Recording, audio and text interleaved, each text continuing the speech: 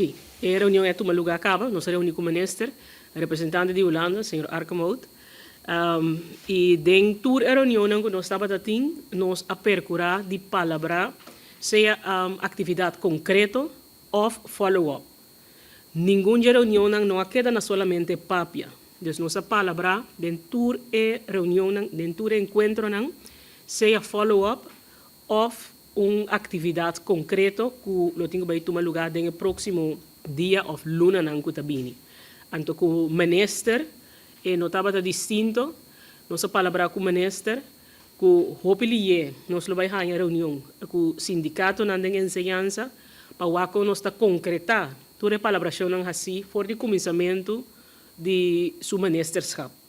Então, a base de sei, nós está considerar esse man de trabalho aqui êxito rotundo e pues caminha-nos a dar step importante que está culminar com o taller que lo toma lugar a viernes.